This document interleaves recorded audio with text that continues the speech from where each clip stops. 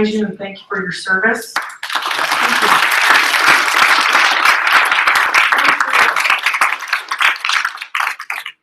And I want us to do exercises if we could all raise. I just saw Roger take a bite of a brownie, so I thought that'd be great. Yes, I saw Not that. that means you need to exercise. But if we could stand and do the Pledge of Allegiance, please.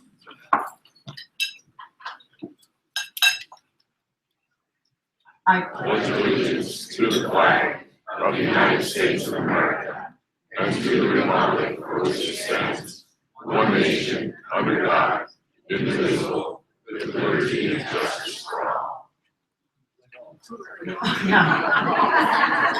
I thought who was going to be the person in the room that said play ball? Thank you. That's good. That kid, John Skipper. That's good.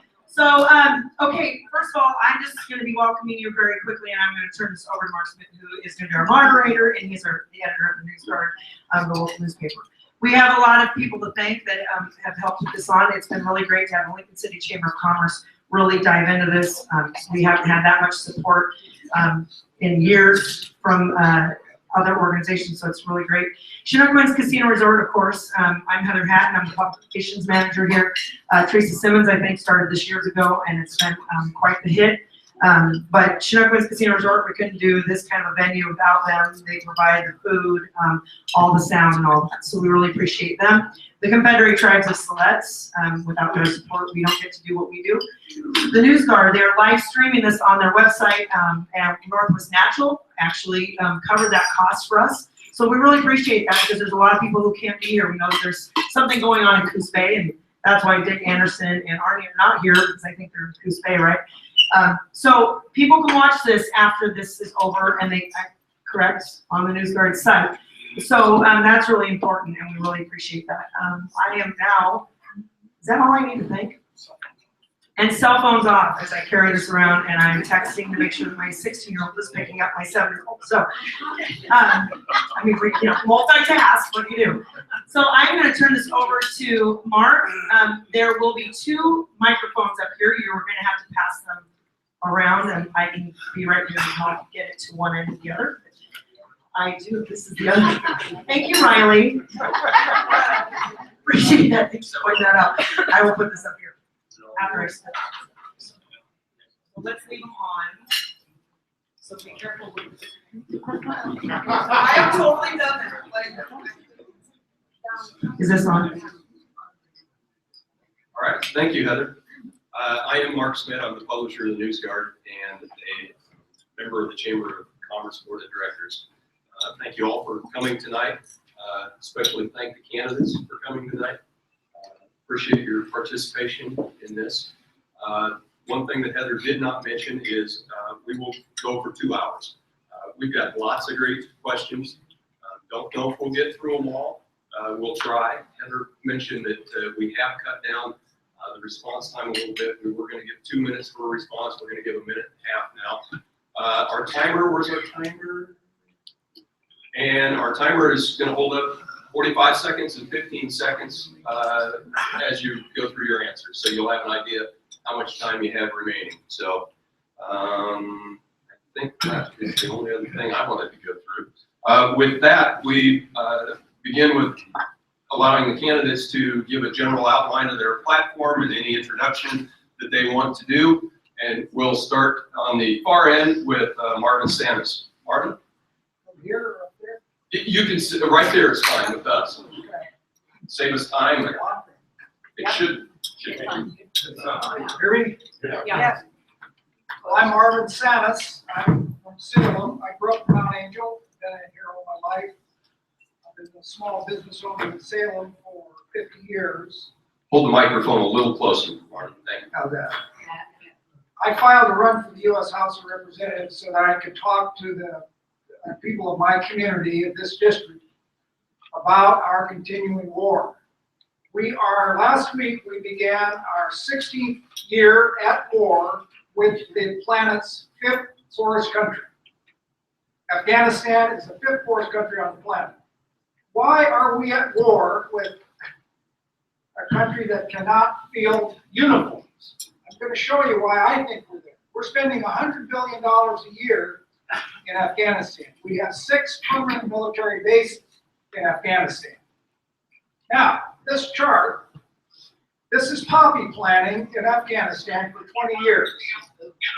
Down here at the bottom, this is 20 years, 1994. This is the year we invaded Afghanistan. The United Nations and the Afghan government had the planting down to 19,000 acres.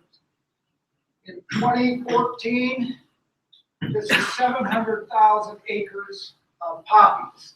This supports a worldwide heroin market of $60 billion a year. Now, we have in Salem an epidemic, and I'm sure you have an epidemic on the coast, a heroin epidemic. We have 950 kids in Salem Kaiser 24J. We have 950 kids, they guesstimate, that are homeless this morning. And many of us think it is a direct result of the heroin epidemic. Now, how do we talk about this heroin epidemic? First of all, we don't talk about it at all. If you go on the DEA's website right now, they will tell you that only 4% of America's heroin comes from Afghanistan. This is technically true, but it's misleading. Afghanistan produces over 90% of the planet's opium. So they're right, only 4% comes from Afghanistan, but 90% of the opium. It leaves Kandahar as opium. Kandahar is the busiest airport in the world. 5,000 flights a day, 200 shipping containers. Now, they tell us that this epidemic, the Congress and the media tell us that this epidemic is from 14-year-olds getting into mom's medicine cabinet and stealing the opiates, the pain meds. No, the epidemic is because of the supply and the cost and the demand. We have a spiritual crisis in this country that we have to address. Now, how are we going to do that? We must start talking about this goddamn war we are fighting in Asia. Thank you very much. Thank you, Marvin. Representing Party Roebling tonight is Bill Hall, and Bill and Mick McLean next to him are both representing candidates.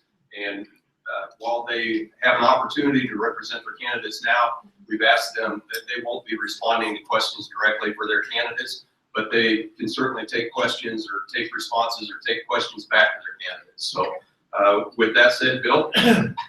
Bet you thought you were done with me in May. Yeah. I'm very glad to be here on behalf of Senator Roebling, who, as we heard, is at another event tonight and unfortunately has been a bit hobbled on the campaign trail these last few weeks. He developed a severe infection in his hip bone. He's undergoing successful treatment for that, but that still means daily hospital visits for infusion antibiotics, but he's responding really well and will be back to full mobility very soon. This is his statement. Greetings, Commissioner Hall. Thank you so much for taking time out of your busy schedule to read the following on my behalf. As a lifelong coastal resident, my wife Arlene and I have spent the last 42 years on the Oregon coast where we raised our 3 children. I am very grateful for the trust and confidence placed in me by the voters of Senate District 5, which goes from Coos Bay to Oceanside. I am humbled by the privilege accorded me in representing you in the Oregon Senate. Please never doubt that I am committed to working with you and our local officials in advancing the best interests of Lincoln County. I served as math educator, dean of students, and principal at Marshfield High in Coos Bay. In 2004, I retired, but was later encouraged by former Senator and Mayor of Coos Bay, Joanne Berger, to run for office. In 2010, I became the co-speaker of the Oregon House and worked collaboratively with my Republican colleague, Bruce Hanna of Roseburg. I made a promise then to work with each and every one of my colleagues to help create a better Oregon. I have consistently reached out to Republican voters in the district with a proven track record of working across party lines. Some legislators speak nostalgically of the 2011 session when Roebling and Hanna were co-speakers of an evenly divided House and pushed through sweeping education and healthcare reforms and closed a $3.5 billion budget shortfall. In their recent endorsement of Senator Roeblen, the Register Guard wrote, Senator Arnie Roeblen has been active on issues that affect all of the coast, bringing together tribal representatives, environmentalists, business people, public officials, and others to solve problems. He is proud of his role in the Coastal Legislative Caucus and his work on issues such as opening new overseas markets for local farmers, the sustainable pink shrimp industry, passage of legislation such as the Oregon Investment Act, creation of the Early Learning Council, and new protections against foreclosure.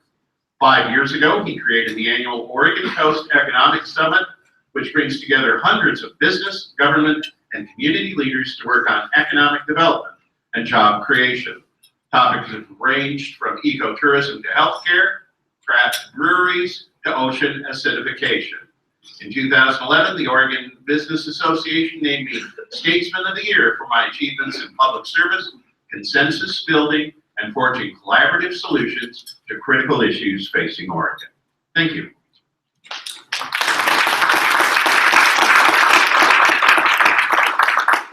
Thank you, Bill. Nick? I'm Nick McLean, and I'm here standing in for Dick Anderson, and that's what he looks like. Some of you already know that. I know Dick by serving on boards with him and on committees with him and for him, and drinking gallons and gallons of coffee at early morning community gatherings that he's famous for. So here is Dick's statement. My name is Dick Anderson, and I want to work for you in the state senate. You know me as the former mayor of Lincoln City, and I serve on the city council. My wife and I are happily retired. We spend our time volunteering for community organizations, playing with our grandchildren, and walking our dog, Mr. Lincoln. I am not looking for a career in politics. I'm looking to give back to my community, to give to the coast the advocate it deserves. While I was working for you as mayor, I grew increasingly frustrated with the legislature for forgetting our coastal issues. It seems like our politicians often forget there's something west of Salem. When I'm elected to the state senate, I won't make that same mistake. Senate District 5 runs from Tillamook to Coos Bay, but no matter where I am, there's one issue that's on everybody's mind: jobs. I've been talking with people from all walks of life about improving the job market in Oregon. The secret? Here in Lincoln City, we've learned that there is no silver bullet for creating good living wage jobs. It's all about making the coast an attractive, stable place to start a business and grow that business. It's a formula. We need good schools to show business owners, doctors, and others that the coast is a great place to raise a family. When I'm elected to the state senate, I'll cast my vote to make education a priority by funding it first, not last. I'll also push to increase our investment in vocational programs and fight to increase the percentage of our state budget that we spend on education. Schools like CAP don't have the resources to lobby for the scraps that the legislature gives out. The percentage of our state budget that funds schools goes down each year, not up. Our overall state budget is growing, but our politicians are leaving our kids behind. We need workforce housing so families can find a comfortable and safe place to live. During my time as mayor of Lincoln City, we created a plan to turn a decaying subdivision into workforce housing. That subdivision is now closed for a contractor. I also led changes to our local ordinances, making it cheaper and easier to build new housing. As your state senator, I'll vote for common sense changes to grow the availability and affordability of housing. We need modern healthcare facilities. Rural hospitals like Samaritan North Lincoln are under attack. New regulations and outdated facilities make it difficult to recruit new doctors and to provide our communities with the services we deserve. As you know, here in Lincoln City, we've made an arrangement to build a brand new hospital at zero tax increase. To you, the taxpayer, we need to think outside the box instead of relying on tax and spend policies. Finally, I'm done.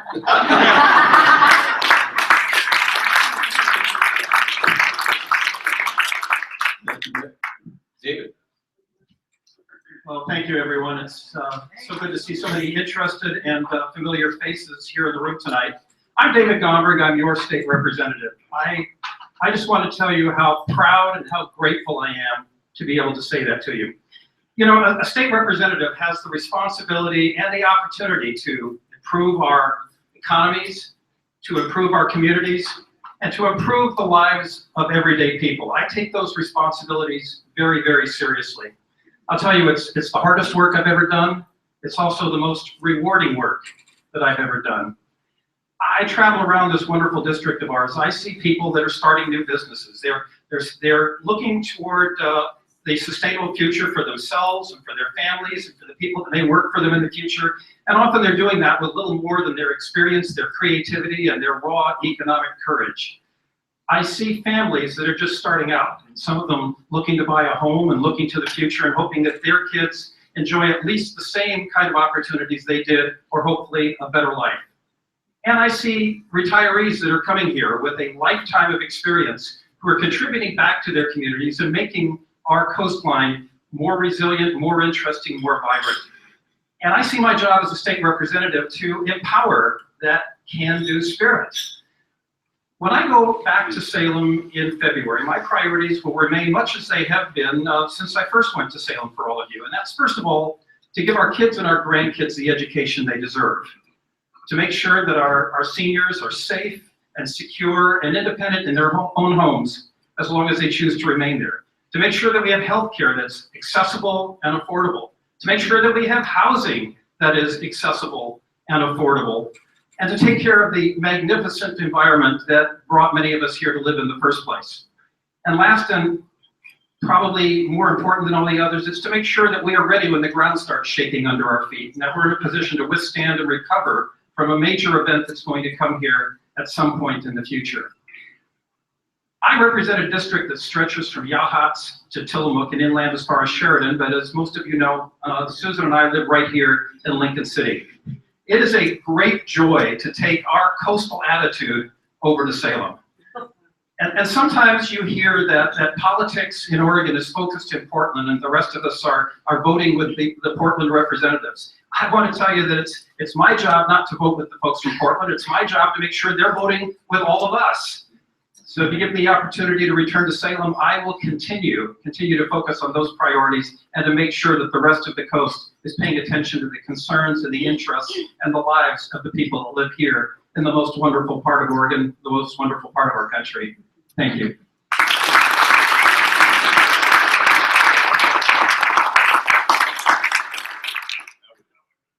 I'm not a politician. I'm not a great public speaker. I'm Jim Davis, contractor. I've been here a little over 22 years now. I have served on the Lincoln City Council in the past, Ward 2. Unfortunately, I wanted to move out to Rhodes End, so when I moved, I became the president of Ward 1 now, and I had to resign the council.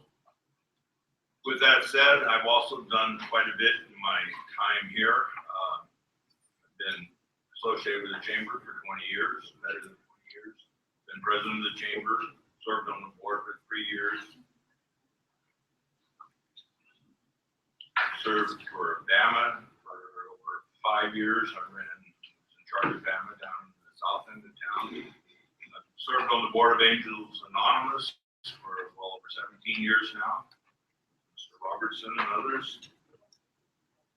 And then 3 years ago, I received a Lifetime Achievement Award here at a chamber function. But I told everybody I didn't feel it was time to retire and quit serving the community. So with that, I'm jumping back into the race for council. The things that are most important to me and everybody has talked about here again tonight is affordable housing. It's probably the #1 thing that we need in this town. I feel that the city's not doing enough to make that come about. I read articles in the paper, everybody says we have everything in place now for affordable housing. We don't have everything in place. I'm up at the building department desk 3 times a week. There's no contractor staying there taking out permits for affordable housing. We have to do more. We have to get the city to provide incentives. We have to waive the SDC fees, which are water and sewer hookup fees. Other towns have done that successfully. We're losing one of our builders now to Astoria because they waived all the fees. Who's going there to build his apartments and affordable housing? We need to step up the plate and do the same thing as the city here. The second thing on my plate is the children here that are homeless. Right now, it's not critical, but I don't want to see it get out of hand like it has in Portland. And we start having little communities of people springing up. I'd rather help other organizations now through the city help solve that problem further. The other important thing to me is our roads. Being a resident of Rhodes Inn now, we have some of the worst roads in town. And now we're paying the higher taxes in town like everybody else. So I'd like to see the city step up and do something about our roads out there, as well as the rest of the roads in town that are deteriorating, especially in Rhodes Inn. So with that said, I appreciate your vote. Thank you.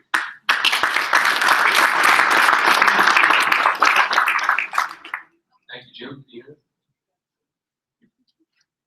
Hello, everyone. I'm Deanna Hinton. I'm running for City Council Ward 1, and I appreciate your vote. I'd love to have your vote. My husband and I retired a few years ago, about 4.5, and we decided to move wherever our hearts took us. And so we came here to Lincoln City, and actually it pulled us here. We've been coming here for over 30 years with our family, and there wasn't another place on earth we wanted to live. So here we are.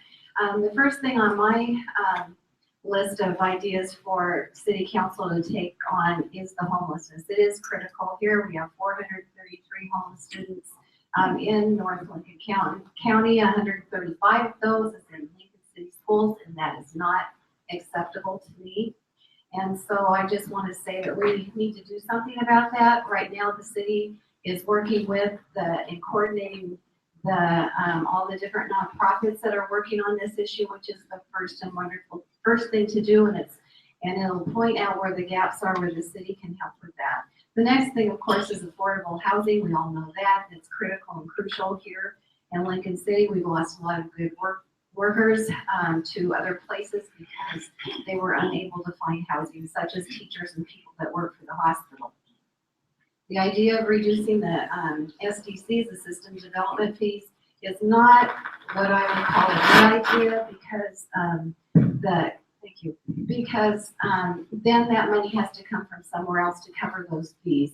Right now, those system development costs cover parks and roads and sewer and water, and if it doesn't come out of the building part of it, then we have to get it from somewhere else. And Astoria does, I believe that's what my friend Jim here was talking about.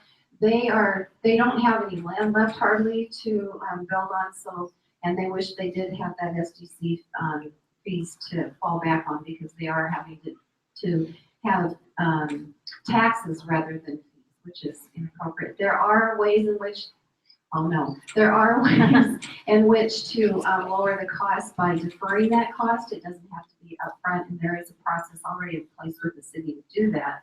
And emergency preparedness is also one of the top things on my list. We are 50 years past due for the earthquake. It's going to happen. And I think we as individuals all have a responsibility to be prepared for that.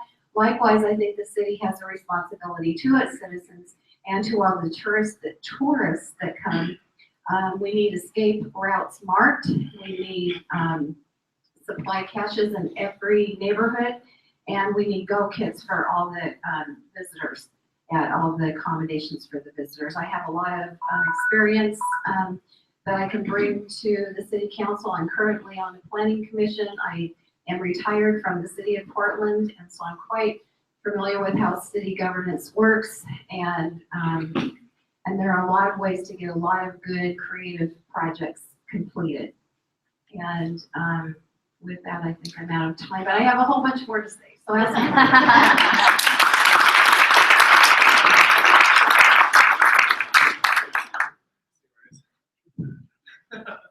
Hi, my name is Riley Hoagland, and I am running for City Council Ward number 2. I am a father of 2 children, one at Ocean Lake and one at Taft, so I get to see that perspective. I also work for the school district. I work for the after-school program and see those students there.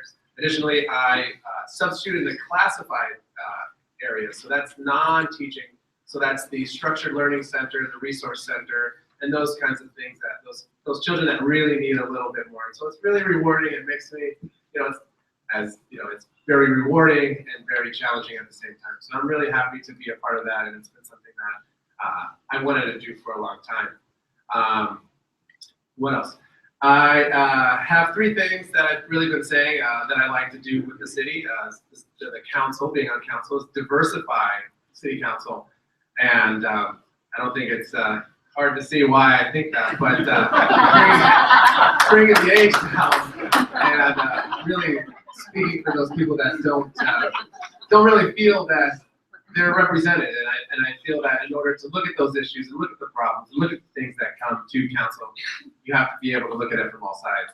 And so I really think that it's shown on the budget committee. When I was on the budget committee, they appointed me vice chairman. It's shown when I was on the planning commission, they appointed me the vice chairman for that. And they say that, I would argue the point from the other side, even though I didn't really represent it, just to have the other side of that. So I believe diversity is very important. The second thing is encouragement, and in that ties into a lot of different things, but really that we have a lot of talent here, and there's a lot of really amazing people here in town. And if you can get the people to stand a little closer, and you can get them to believe in those that may not feel that they could, they will, and they can. And we have I don't know the percentage, I'm sorry, but the retirees. How much knowledge do those people have, And then you have the children that aren't graduating. What do they say? That Oregon has the worst high school graduation rate, and Lincoln County has the worst in Oregon, and Taft has the worst in that. 45 seconds. And so you can bring that, you don't have to graduate from school to be encouraged and to have those things. You can pull upon the experience of the business community and the entrepreneurs, contractors.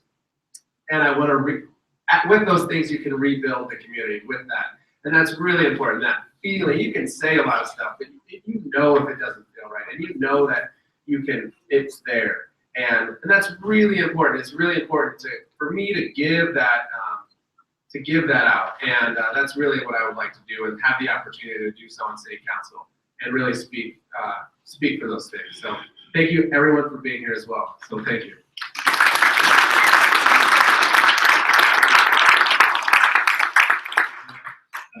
Okay, my name is James Stratton, and I'm running for City Council, Ward 2. And I speak more from my heart sometimes than I do my head. I have just grown to love this community, the people here that I've met, especially during this process, because I'm not a politician, I'm just a citizen like most everyone sitting in here. And I've met some great people, and the concerns have been pretty unanimous about how our city has been run. And I want to downplay the people on council because they're people that volunteer their time, just like we will be, and I appreciate that. But to me, it's kind of obvious that we're in trouble as a city. When I see a report by the county commissioners that says since the year 2000, our wages are down 9%. Our poverty's up 24%. So 1 in 5 are in poverty in this city. And Lincoln City is the poorest city in Lincoln County. When I see numbers like that, I'm a numbers guy. I just got to ask the question: what are we doing wrong? And what can we do that will be right to turn those numbers around? A little bit about myself. I'm a retired builder out of Portland, builder developer. I'm one of those that made it through the 2008 bank crash debacle. I did not go bankrupt. I chose not to do that. I was speaking with someone earlier, take the honorable way out, and I sold my assets, my retirement, basically. My wife and I sold our retirement and paid my subs, and was able to keep our farm, a little farm for 20 years we raised our children on. But kept my integrity, chose not to in 2010 to not stay in the construction industry. I kind of had enough of it. The exposure levels were getting huge. And I didn't know when it was gonna come back, so I'm on Social Security. My wife and I cleaned a couple of homes down here. So that's kind of who I am. I've got 3 kids. One boy helps the military in Israel on a volunteer basis. The other one lives in Hawaii, teaching. So, but I just see this need here in our city of turning things around. I'm involved with the homeless. I was in Portland. I worked with Father's Hearts. I've experienced there. And that's a crisis here.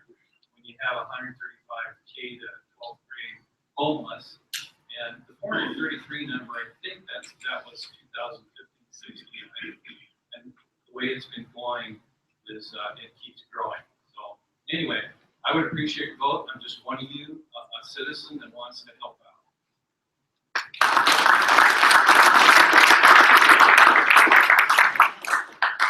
Hello, my name is Doug Weldon. I'm grateful that you're inviting me here today and to get my little spiel here. I'm not a politician as well. Good.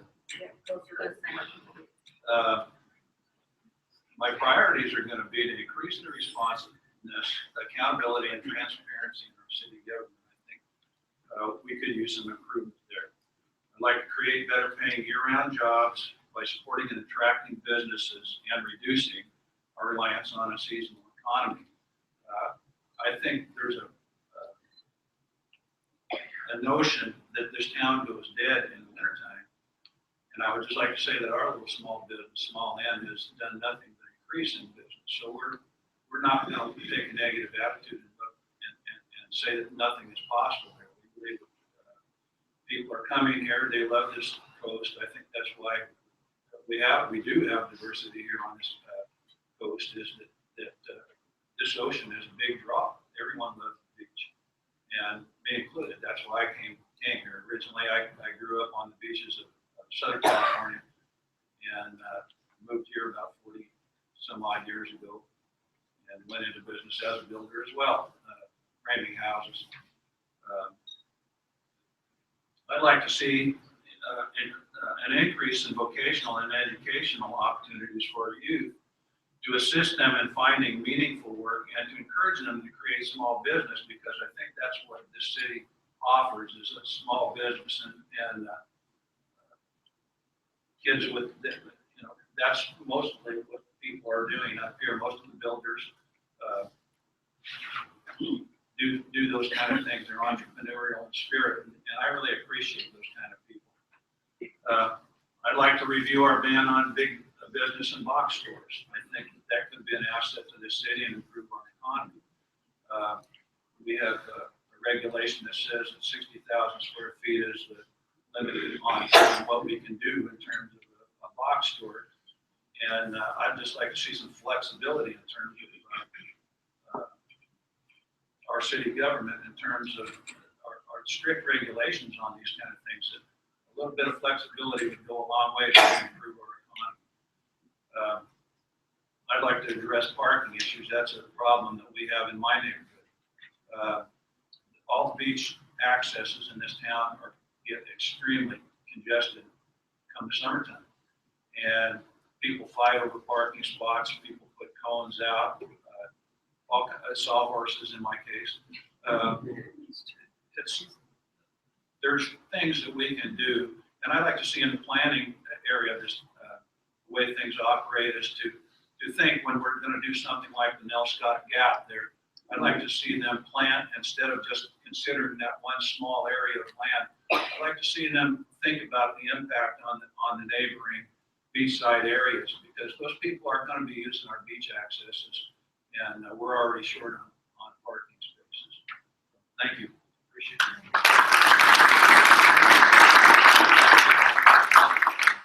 I'm Judy Casper, and I'm running for Ward 3. And I came to Lincoln City about 20 years ago. Actually, I was a vacation rental person, and I ended up with Nell Scott. I liked it so much, I bought a house. And I went back and forth for those years, and 10 years ago, I retired there.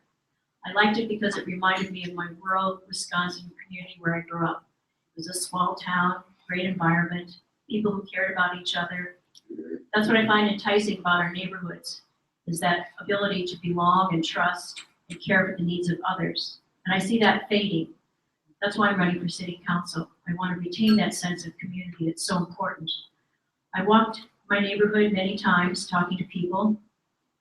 And one story that was told to me by a realtor was she showed houses to a retired couple coming to Lincoln City. Beautiful homes up and down the west side of town. And at the end of the day, the lady turned and said to her, well, don't you have any homes here that have neighborhoods with real people? We like people. So in my travels with meeting people, I find that there are not enough places for people who work and live here to live. We see them living in Otis, taking buses and bikes to get here. And even if you were to put affordable housing in Otis, that would still remove voters from Lincoln City. My years as a speech pathologist and also working with the teachers union gave me experience in organizing. So when I retired here in Lincoln City, I naturally went to the Nell Scott Neighborhood Association as a representative and became president for many years. It was there that I learned the power of people's voice in this community. We were going through urban renewal at that time, and we had some rezoning issues. Actually, still today, we're in the zoning area where we have mixed use, and we're 365 days a year for PRDs. It's not an issue for me, it's a way of life. But when we were going through rezoning, there were some issues that had to be addressed. Not all of these are credit for me, they're the voice of the people. One of them was a tunnel that was proposed to go from Olivia Beach to the ocean.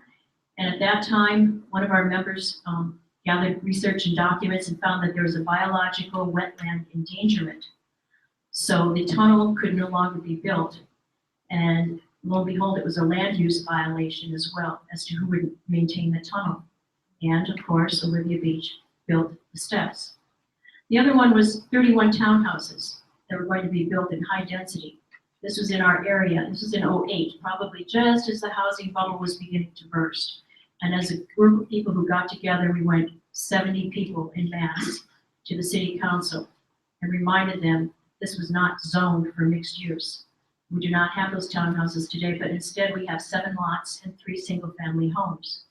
I care about this community. I care about the affordability of housing. I care about the resources and shelters that we need for the homeless. And I think it's time that we take those needs of the people and prioritize them. I would help organize neighborhood associations in this community so they feel that they do have a say. I would like to be that voice of the people in Ward 3. Thank you.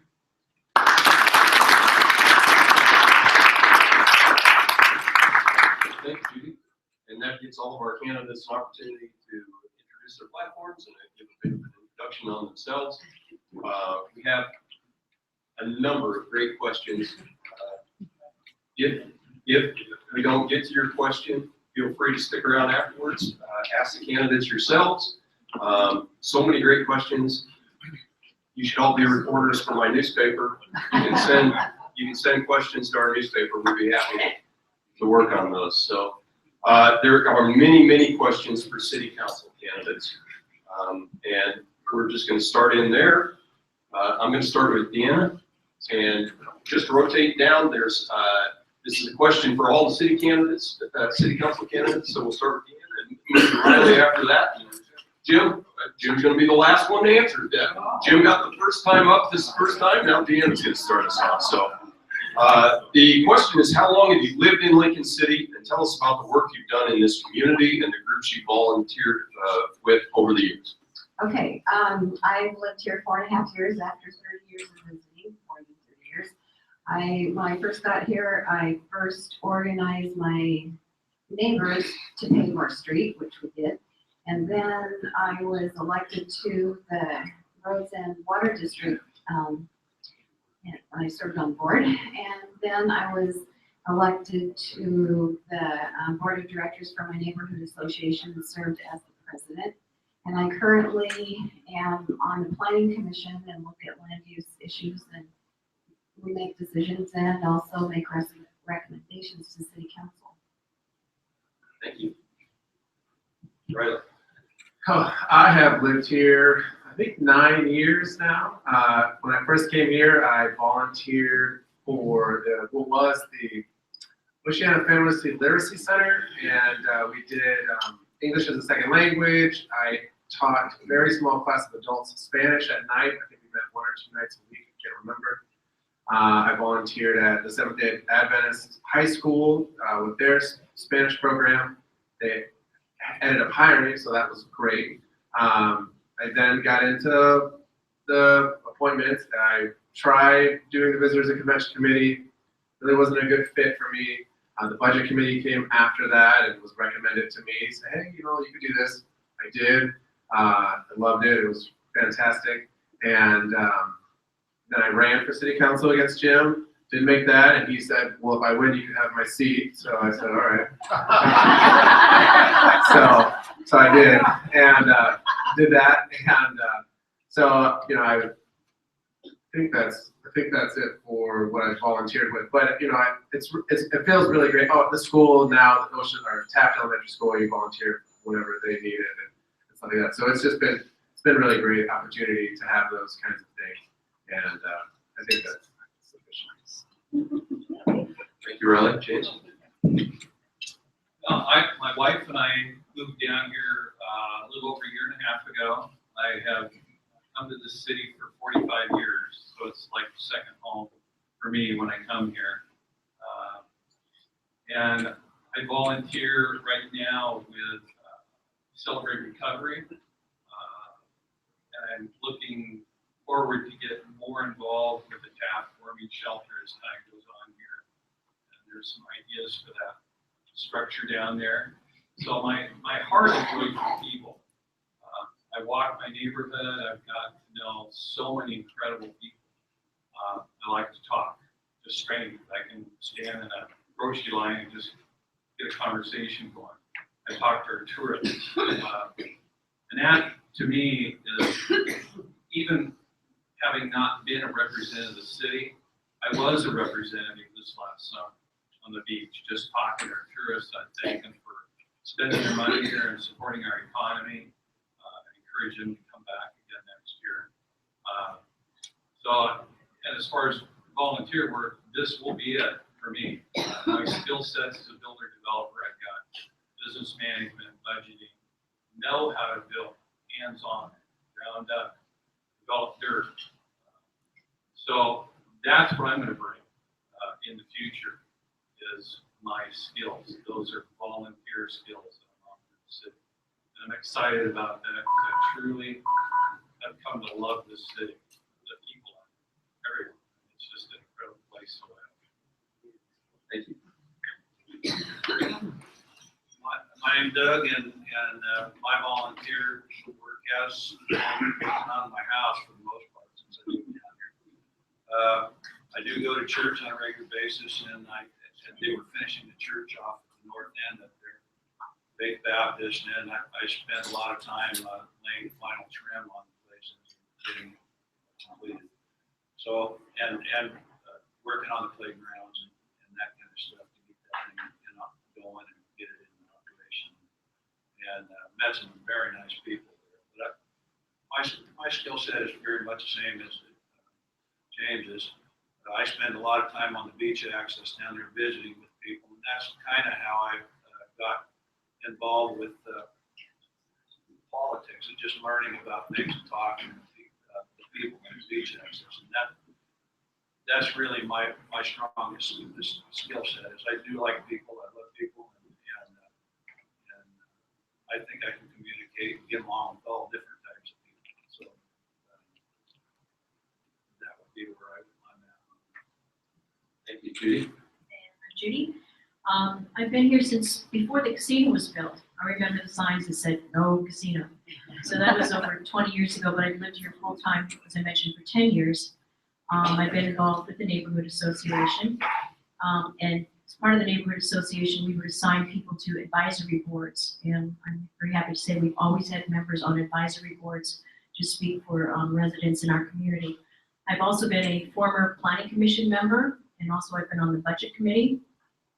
I went through extensive community emergency response training. If you've never done that, I think it's a wonderful thing to know in your pocket for when the tsunami comes. But when the pack weighs more than you, put wheels on it. I've been a driver for Meals on Wheels. That was a very interesting, eye-opening experience to see where our hungry people really live and reside. Let's see, I think Nell Scott Refinement Committee. I've been on that advisory committee since 2014, and it's planning the development on the east side of 101 in the Nell Scott area. It's been very fascinating to watch. It's kind of like building a city, streets and infrastructure and houses and community planning. And it's been good to draw from the experience that I've had in the community work that I've done. So that's my part. Thank you, Judy. Jim? Yeah, I touched on a lot of this already, but the government experience I have, I've served on the city council, like I mentioned. I've served on Lincoln City Budget Committee 2 years. I've served on the Planning Commission. I've served on the Urban Renewal Advisory Board, and I spent a couple years serving on the Building Code Appeals Board for Lincoln City. That along with being the chamber member and just being here, the 22 years, I've got a little bit of everything around town, so I'll keep mine short. Thank you. Thanks, Jim. Next question is, again, for the city council candidates, and start with Riley. What is the one thing holding Lincoln City back, and what would you do to fix it? And you have all of a minute and a half.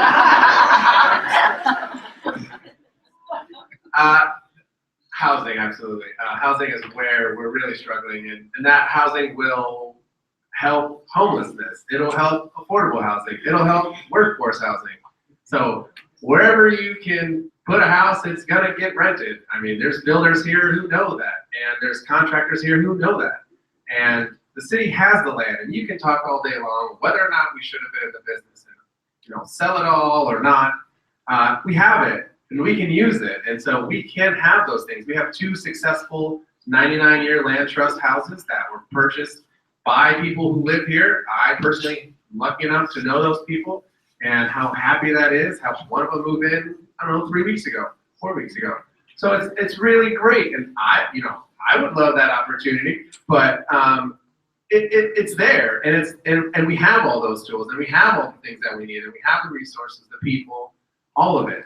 It's just we have to get that circle a little bit closer to get it really going, and I'm not afraid to do that. I'm not afraid to say, hey, this is what we have, and this is what we can do, and we have it, and let's do it, and encourage those people, and really get those people to believe that it can happen. And when you have that momentum will carry forward.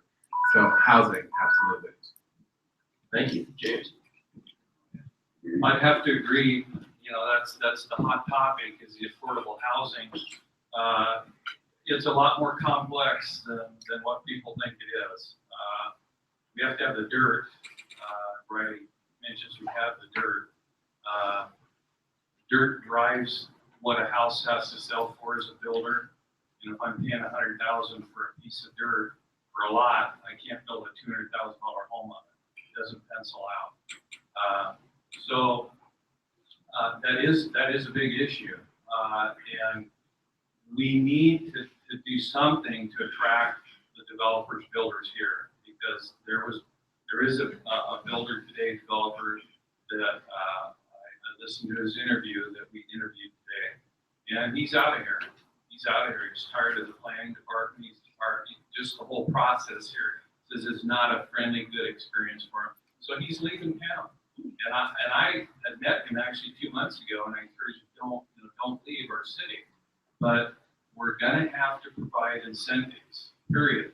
And incentives to builders, developers is going to be, why should I come there? Because they're just like any other business. It has to make sense for them from a business standpoint.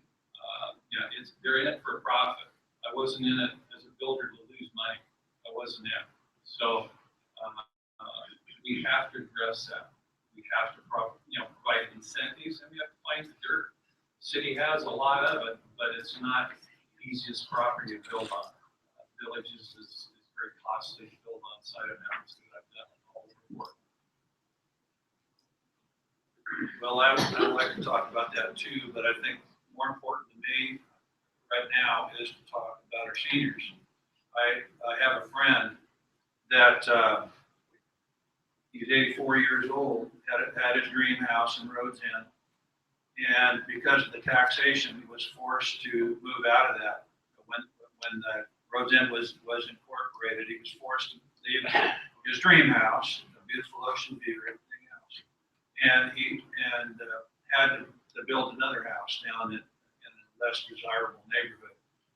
Beautiful home still, but his wife is not happy, and he's not happy as well. But if you ask him how he feels about the city and everything, he's going to tell you he's not real happy. And the reason being is just the bureaucratic type things that he's had to deal with. Well, he's on a fixed income, and that's why he had to move. He could no longer afford a $5,000 to $6,000 tax bill every year. And so I'm real compassionate towards older folks that are being forced out of their homes. I'm sure that is not exclusive to just my friend. I think it's probably a common story. Well, since you just said one thing, not the thing, I totally agree that housing is one of the things that's holding the city back. But I also like to throw out there an idea about a gigabyte city because it involves jobs. And I would think it would be almost wonderfully helpful if we could be on the bandwagon to become a gigabyte city by having the cyber hookups and networks that would allow people to work from home, which they currently do from their jobs at the mall or the store. We all know somebody who has internet access and they work from home. This would be a great boom to our economy. And we could live affordably in those affordable homes because we have a transient population who moves with their jobs and can do work from home. If Cedar Rapids or Cedar Falls, Iowa can do it, and they're thinking about doing it in Sandy, it's not an impossibility. And there are grants that are now being put out to cities. What happens is one of the CenturyLink, yes, CenturyLink and Charter now have a monopoly on everything, but once it's broken up, there's going to be availability for expansion and ideas. And I think this would be a wonderful opportunity if we had something bringing people here with jobs, and it would be in the internet area. Thank you. Jane? Jim? Yeah, I agree with that, but it's to take the housing here, and once again, we're back to affordable housing. Affordable housing, waiving and giving incentives does cost money, but there are ways. First of all, we build 100 units of apartments immediately. Once they're completed, they go on the tax rolls. The city's going to start receiving tax revenue every year from now on from that project. So the money is recovered fairly quickly. Also, the city owns millions of dollars of property, not just the stuff up at villages, but individual lots all over town. They even own homes here. We can sell those off. City shouldn't be in the real estate market anyhow, as far as I'm concerned. We should sell those homes off and help pay those incentives so we can get some of this affordable housing started. Thank you. I guess I'm last. Also, housing is, I think, our greatest need right now, and I have an idea. We have villages, everybody knows about that. The city owns it. And 20% of that budget to purchase the villages came from the affordable housing line item. And so my suggestion is, why don't we take 20% of that property and put it in a land trust, and then you can build on top of it. And that reduces the cost of the house almost by half. And so right off the bat, there's that opportunity. And you can make those, you can make it into something that is a gem for the people that come to Lincoln City. They will come here to see these new, small, beautiful, affordable houses. And I tucked in the trees up on, and tucked into the landscape. I think it'd be absolutely a wonderful thing. And there are many creative and strategic ways that you can reduce some of the permitting process. It can be streamlined somewhat. We just have to make sure that we don't throw the baby out with the bathwater. We do have fees to cover expenses that do exist. They're not made up. their budget line items, the development fees go into dedicated funds. So we just want to be real careful about how we make those adjustments. And I'm out of time. Thank you, Deanna. Just so David and Marvin don't fall asleep on the other. I was enjoying listening. Well, now you get to speak. Question for David, you handle it first, and Marvin, you next. Slightly different for the two of you. What's your vision for higher education investment on the coast or higher education in general? David. Well, that's a great question, and there's two different aspects to it. What's my vision for higher education on the coast? We are putting that vision into effect right now at the Hatfield Marine Science Center, where we are in the process of adding 500 students, 150 good-paying jobs at the staff level, and creating a world-class, perhaps the world-class marine science institution in the world. That's going to have an incredible impact on the future of the Pacific Ocean, the countries that are around the Pacific Ocean, and all of us into the future as we deal with ocean acidification, ocean warming, and hypoxia, and everything else that goes into that question. We're building OSU in Newport, but we have a broader question, and that is the future of higher education in this state. The sad fact is we're right now spending more money on our state prisons than we are on our state universities. That's unacceptable. And we need to find a way to make college more affordable and more accessible. One of the ways that we're dealing with that is relying on our wonderful community colleges. We've got a system of community colleges where kids that are in high school now can get college credit at those two-year institutions, and the people that they go to those two-year institutions can carry those credits forward to a four-year institution, overall reducing the cost of attending college. And I was really pleased and proud to be involved in a measure that was going to make community college much more affordable by actually waiving most of the cost and providing free community college to kids that graduated from Oregon high schools. There's a lot more to be done. And I got to say in all candor, it's going to depend in large part what happens in 3 weeks when we have an election and we find out whether legislators go back to Salem and have to cut $1.3 billion out of the budget, or have $3 billion more to spend on important causes like higher education. Thank you.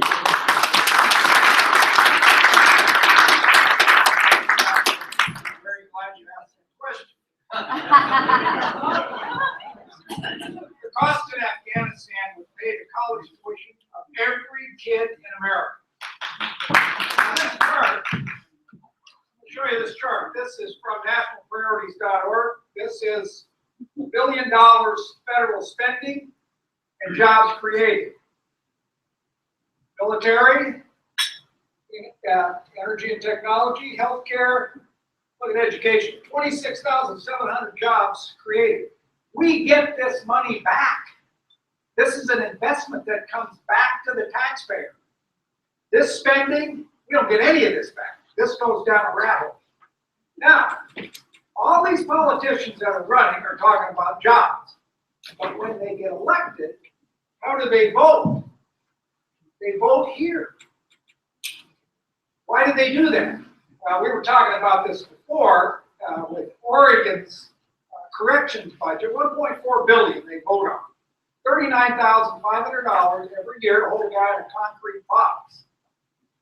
We know that's a bad place to spend money. 70% of those guys are diagnosed with addictive disorder. I think 45% of them are nonviolent. Why are we doing this?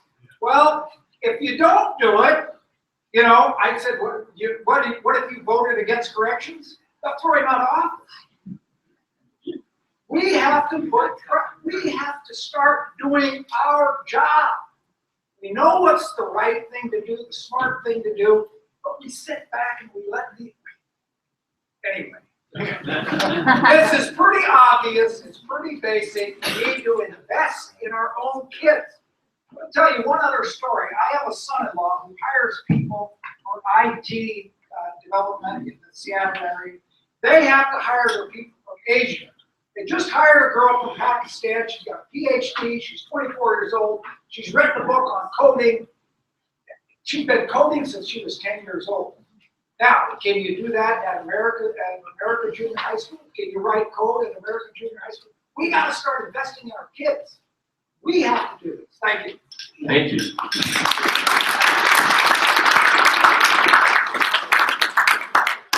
Start with David and work this way for David and the city council candidates.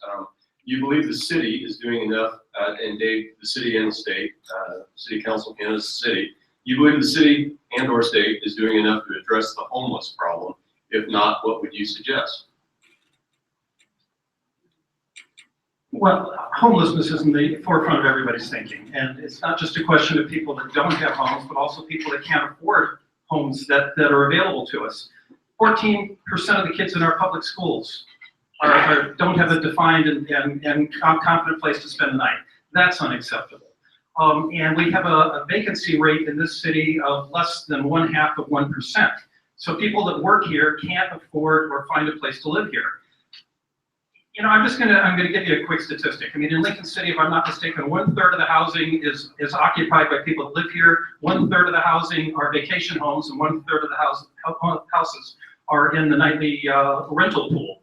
I'm not saying that's good or bad. I'm saying it's a simple fact. If we want to address housing locally, we've got to find a way to make it more profitable for people to build houses that people want to live in. I think that's a first step here. We need to find some incentives to make that possible. At the state level, we brought home $40 million to the coast to build affordable housing during the last legislative session. That hasn't begun to kick in yet, but we brought the money home. The problem, as I saw, was that we made it real easy to build big developments. We didn't make it easy for people that were small contractors to do infill or to build small projects. We've got to find a way to make sure that when we bring these kinds of opportunities, that they're available for all of our communities, and we can use them with large businesses and small businesses and big projects as well as small projects, because that's the way we live here at the beach.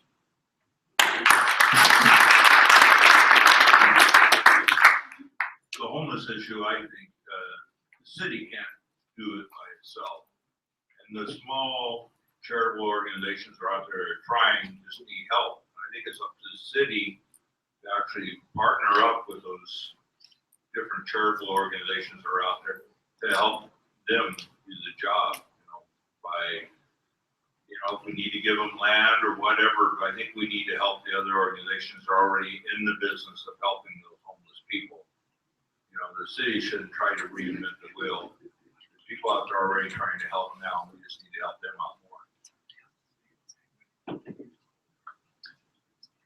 We have the good fortune of living in Lincoln City, where there are very many nonprofit organizations who are coming together to help the homeless. We are really fortunate in that. We have the biggest group of volunteers that I've ever seen. And I came from Portland. That's a big pool of people, but it's just amazing here to me. And that makes me very proud. But we do have this terrible and critical need to get, especially the kids, undercover, rather than it being a tent or somebody's couch. Maybe it should be housing. And I think the city is moving in that direction, like I said before, about pulling all the nonprofits together to see where the gaps are, to see how it can be helped. We could look no further than Eugene to see a very successful project that has actually built housing. And they're small, they share a kitchen area, they share, they have a shower area, and they pretty much manage themselves. They come together, they have to have weekly meetings, and they keep it clean, and they're very proud of it. But they're small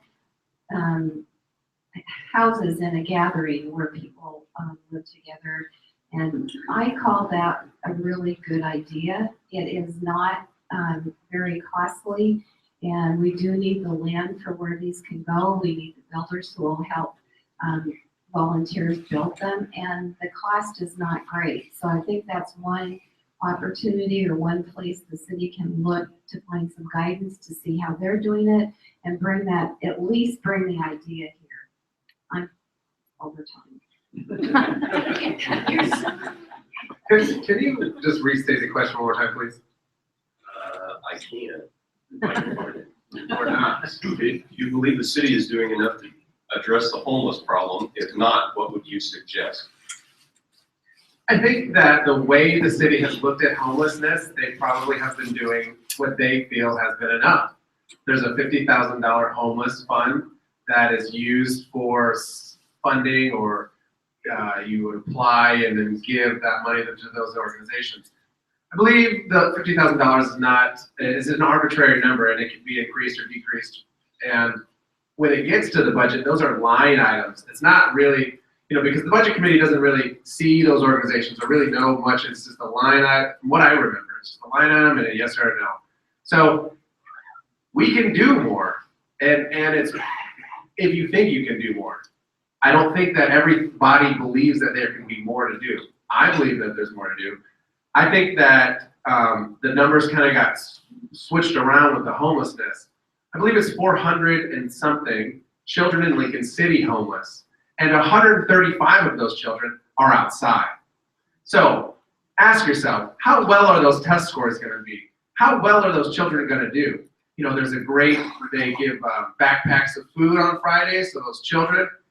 And I work with those children, and believe me, you have never seen a happier kid with a bag full of food. And it's wonderful to see that they have the food. But that whole weekend, they're building up to Friday where, I don't know, and then Monday comes around, and like, yes, fine. I swear, I have a girl every single day I see her at 3 o'clock. We eat at 3:30 every day. And at 3:05, she says, how much longer is it till we eat? Every single day. And what do you want to do with that? Do you want to do more? I want to do more. So that's how I feel about that. Thank you. James? Got my own. Yeah, I think the city could do more, can do more. One of the things I left out as a volunteer, I was on the budget committee this year. And I know Peter Ron made a motion for $250,000. They came back with $50,000, which isn't gonna cut it, so to speak. And I don't know, the homeless crisis, we're never gonna eradicate it completely. It's been around since biblical times, people without shelter. But we can certainly improve and knock down those numbers. And that's kind of a vision I have. 5 years, I'd like to see a lot of these issues with homeless dropped considerably, and some resolve to it, along with the housing also, which fits right in there with the homeless. We've got to have places for them to live, and housing is going to be a part of that. And that whole growth process of building affordable housing, that's going to provide job opportunities for these homeless.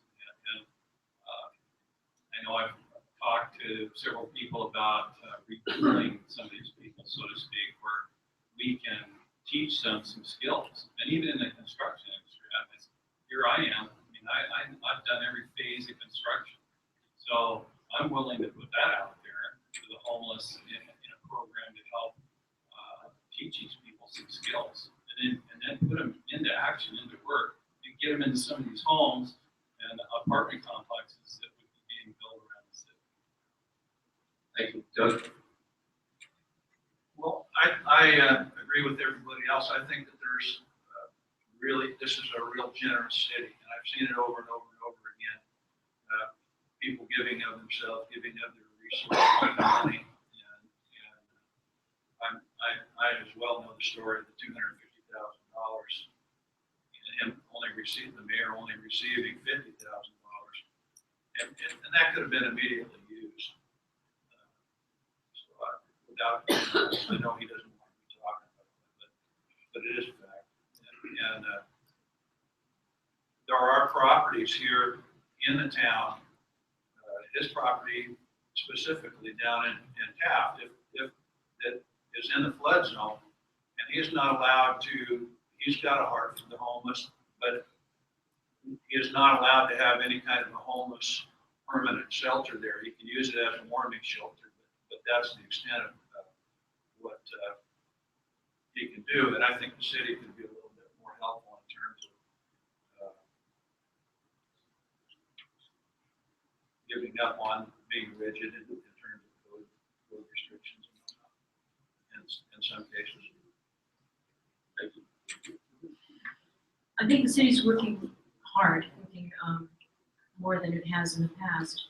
And I think it's doing well with partnerships involving charities and nonprofits. I can't help but think if there could be a vetting process for people, because some of these shelters require that there can be no one with any drug or substance abuse. And that's going to leave a lot of people out. So I think we need more services for those types of people and maybe places for them so they can kind of go through phases. If you can get some rehab help, and then you get some part-time work in repayment, you have a place to live, meals to eat. So there's a reward involved, an incentive. I remember after World War II, yes, I'm that old, people lived in Quonset huts, and I don't know how much they cost, but I can't help but think that that would be a good solution to consider large areas where people can go through some kind of a vetting process. And I think we have to accept the fact that there are some people who will be chronically homeless. And I don't know how to reach those, actually. I've spoken to a couple gentlemen on the street, and they don't want any help. They get by just fine. It's their lifestyle. And maybe that's hard for me to accept, but I guess that's reality that we have to accept and help those who are willing to accept some help and services. Thank you, Judy. What time we got here? How many people are used to sitting in chairs for 2 hours and not getting up? So, what if we have our 7th inning stretch? Everybody stand up and stretch for 15 seconds. And then I'll ask, does somebody have an update on the Cubs-Dodgers game? 3-1 Cubs. No. 3-1 what? 3-1 Cubs. 3-1 Cubs. 6 innings. In the 6th. All right, will they all beat feet out of here?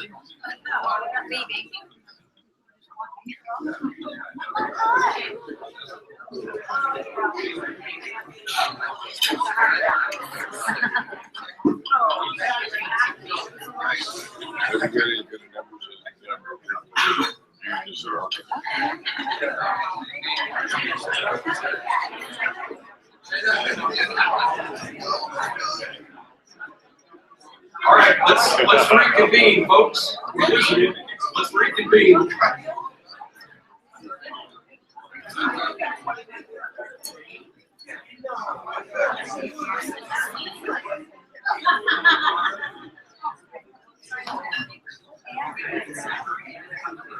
Okay, city council candidates. There's a lot of talk about Lincoln City's problems: homelessness, housing, panhandlers. What do you see as Lincoln City's top opportunity in 2017? And James Scrutton, we'll start with you. I'm sorry. I know everybody gets their chance. You want to start on top opportunity. 2017. That's a good one.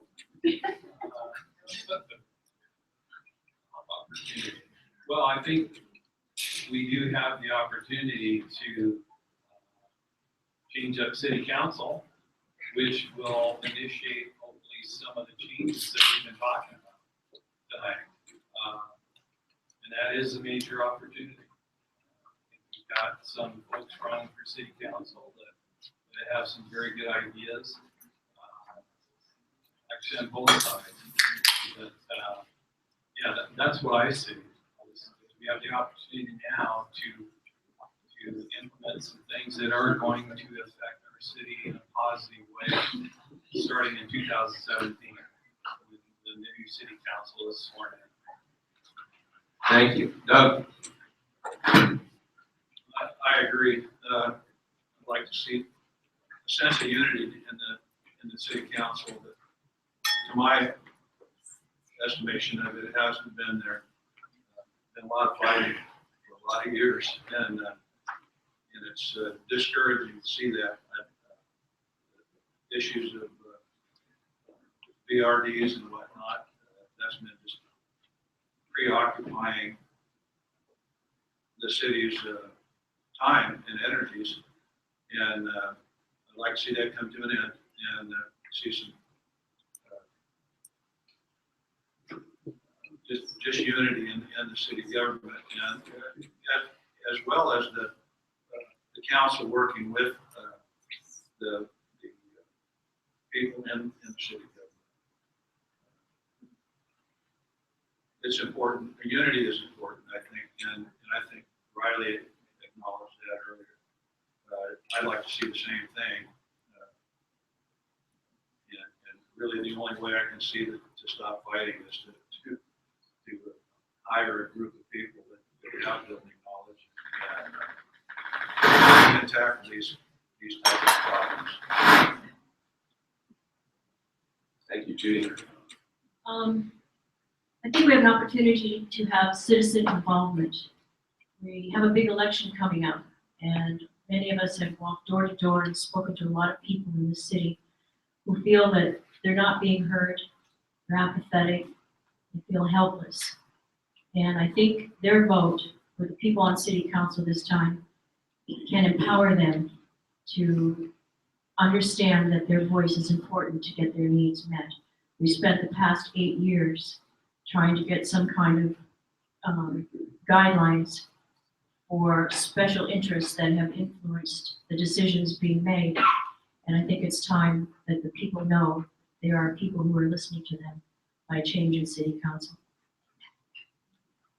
Thank you. Well, let's go up to Jim. I too, I'll jump on the bandwagon. Unity is vital to the city council. We haven't had that for a long time. And we do have public involvement. The time I was on the city council, we did listen to people coming there, but we had so many, the VRD thing's been a disaster for almost the whole 22 years I've been here. So it's been a lot about that needs to be put to rest and move on and do things that are actually good for the city. So spending so much time. But again, it's just gotta be, everybody's gotta be behind it. The mayor, whoever it is at the time, better join us and get things moving in the city. You know, it's up to the councilors, they're the elected ones to put out the programs for the city. It's not up to staff to come up and say, staff recommends this and this, and let staff run the whole show. Councilors need to stand up and say, okay, we're the ones that got voted in, we gotta make the decisions, and let's make you what's best for the city. Period. Thank you. I think we have an opportunity that we shouldn't pass up to diversify the people, the ideas on city council. That it's not just a different face to look at, but it's also different, new and creative and innovative approaches to some of our bigger problems. And I don't know that unity is what democracy is about. I think a little bit of give and take, a little bit of debate is always very, very healthy for a community. I also see an opportunity for neighborhoods to be organized. When my husband and I and my volunteers were out canvassing and talking with all the neighbors in Ward 1, we heard a wide range of interests that they would like to see city council think about, at least. Bring it up, talk about it, go out and talk to them. I really think that if you organize the neighborhood, that benefits the city as a whole, and it definitely benefits the people that live within a distinct area. And that also helps the city by taking some of its biggest problems, like take our wastewater treatment plant, for example. People need to know that it's going to be needing to be upgraded, and it's going to cost a lot of money. And a good way to get that word out is through organized neighborhoods. And so I think we have an opportunity here, folks. We can turn the tables here from keeping our agendas on the city council stagnant. Let's move forward. Let's get something done. Thank you. I believe the city itself has the opportunity to let out a deep breath and say, oh, finally, this is gonna work. This is how we're gonna be better. And the opportunity to showcase exactly what a community can do when it will listen to all the people, come together, and benefit everyone. I think it's very promising, the things that could happen. I think we're positioned in a very great spot with what we have and what we could do with it. We recognize the issues, we recognize the things that need to be accomplished, and we can do that. And I think that that is the opportunity, is that it could happen. It could actually really turn and could get to that point, and not just talking about it, but actually doing it. And I think it's a great time to do that. So that's my Thank you, Riley. Again, city council candidates. Do you feel Lincoln City needs to diversify its economic base? And if so, what do you think is the best option? Absolutely. I totally agree that this town is concentrated on the hospitality industry. That's basically all we have. We don't have what Newport has. They have a fishing industry there. They have a lot of different Walmarts. They have just a lot more opportunity than we have in this town. Hospitality is what we have. We need to recognize that that's an important integral part of this economy here, and we need to support it. On the other hand, we need to have new businesses. I heard,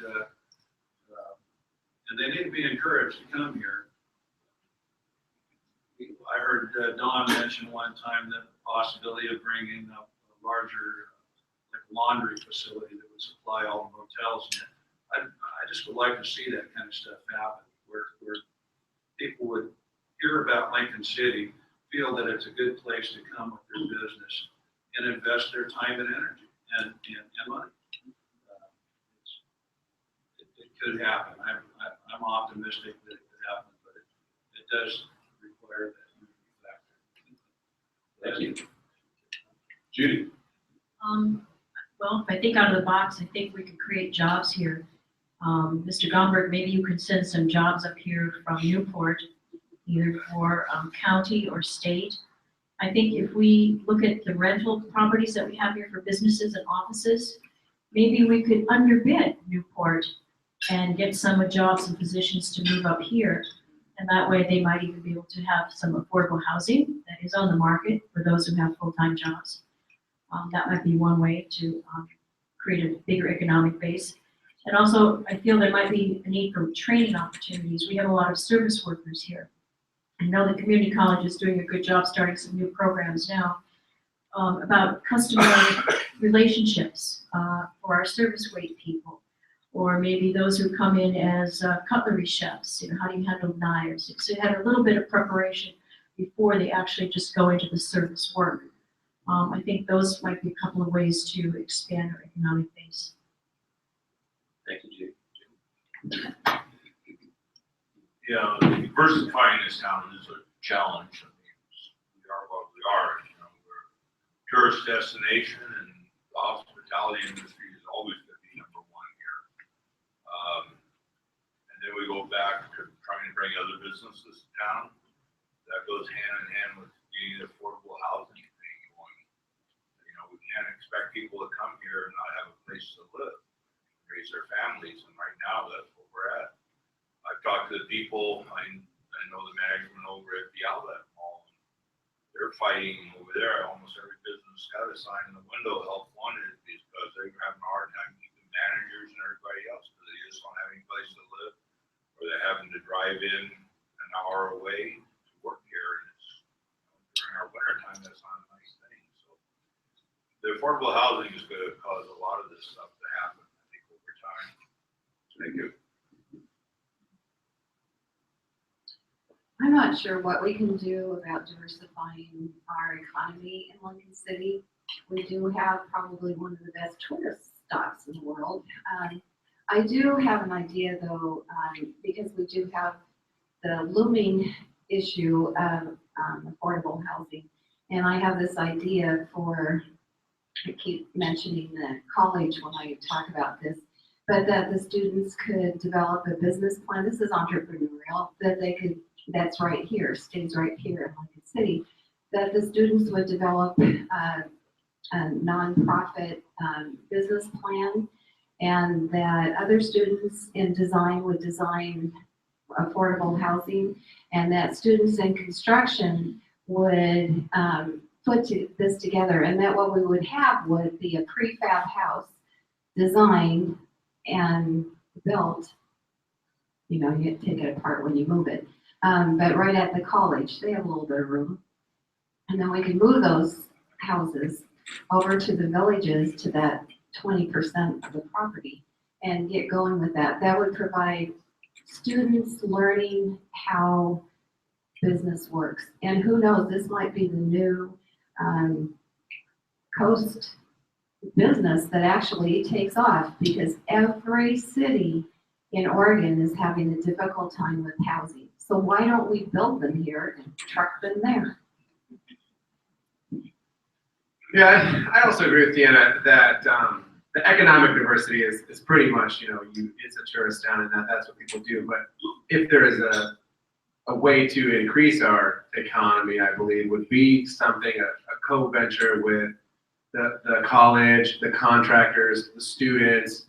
Somehow you develop a program for those that wish to follow those footsteps of the trades, and you can build that up. And by building that up, you're improving your economy.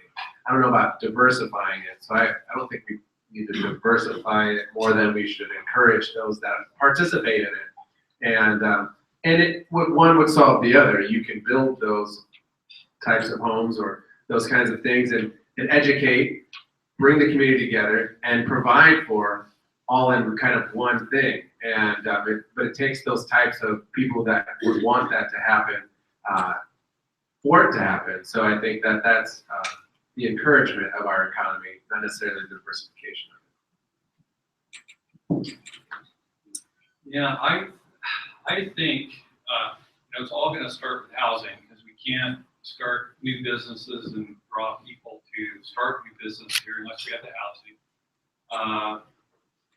And the new businesses I see have to have a wage base that's higher than minimum wage.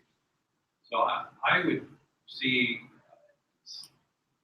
a light manufacturing businesses come here, maybe one, two, several.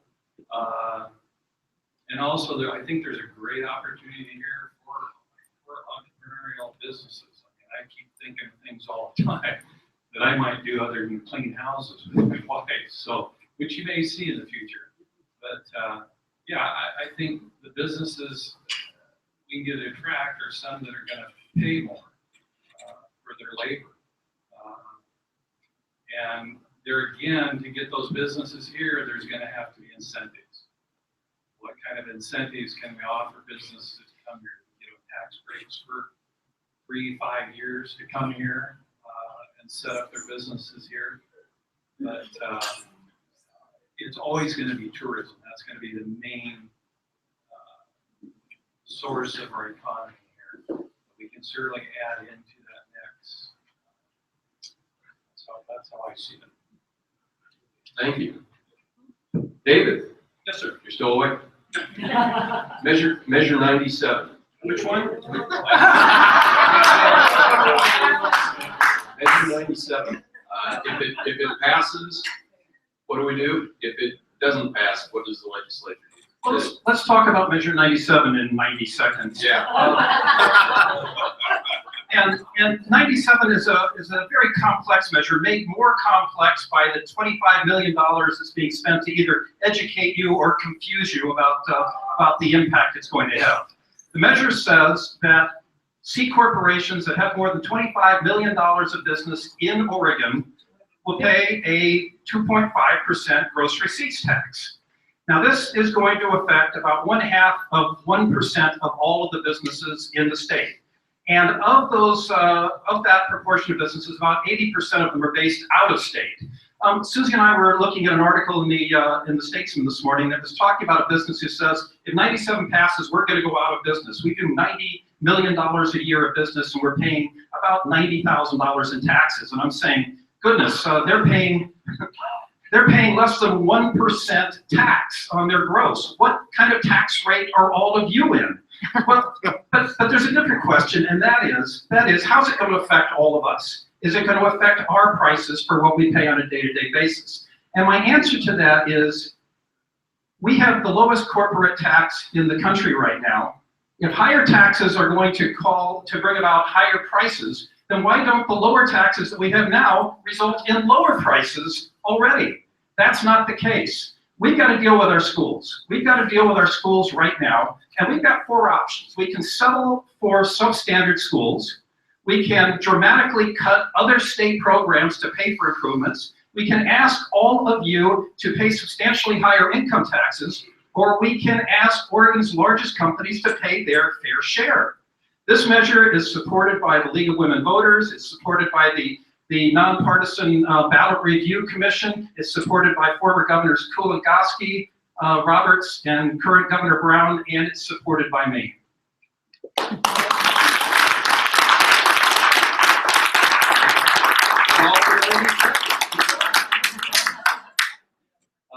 Back to the city council. All right. All right, Go for it. I'm gonna vote yes on 97. I've been a small businessman all my life, and usually they come after us for more tax money. This is a rare thing when they go right after the big boys. Oregon is a state of small business people. And I think we're starting something in the right direction. It's gonna make a lot of people with a lot of money angry, but I think it should pass. You know,